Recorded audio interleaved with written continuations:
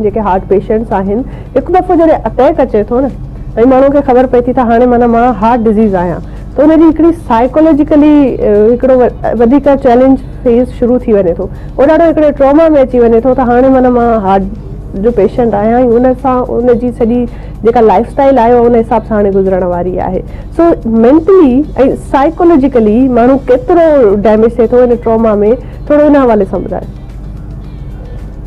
अक्सर स्पेशली जेके young population आहिनि, जेकी यंग जनरेशन आहे, या को अहिड़ो माण्हू जेको पंहिंजे जॉब में एतिरो फिट आहे या को घर जो वॾो सर्व आहे, उहो अचानक जेकॾहिं हुनखे अटैक थिए थो त इनिशियली त हू उते डैमेज थी थो वञे। हाणे अॻियां छा थींदो, लाइफ कीअं गुज़रंदी, ऐं त दिलि जो मरीज़ थी वियो त अक्सर आउं चवंदो आहियां त इहो हिकिड़ो डिज़ीज़ फेस आहे, बीमारी फेस आहे। जेकॾहिं तव्हांखे दिलि जो मसइलो थिए थो, तव्हां टाइमली पहुची वियो, इलाजु थी वियो तव्हांजो, त उहा बीमारी त तव्हां सां गॾु रहे थी, ख़तमु नथी थिए।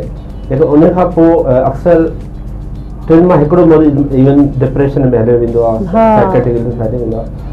त अहिड़नि मरीज़नि खे असीं एजुकेट कंदा आहियूं। असां हिकिड़ो प्रोग्राम आहे, कार्डिक रिहेबिलिटेशन जो प्रोग्राम हूंदो आहे, जंहिंमें कि असीं मरीज़ खे डाइट जे बारे में सम्झाईंदा आहियूं, तव्हांखे हीअ खुराक खाइणु खपे। उन्हनि खे एजुकेट कंदा आहियूं दिलि जी बीमारी खां पोइ दवा जी कहिड़ी इंपॉर्टेंस आहे, जंहिंमें ब्लड थिनर वग़ैरह। ऐं टियों उन्हनि जा कुझु जेके रिस्क फैक्टर आहिनि, जेके तव्हांखे ॿुधायो, high blood pressure, high sugar आहे, या कोलेस्ट्रॉल जो मसइलो आहे, या तंबाकू नोशी आहे, उनखे कीअं कंट्रोल कजे।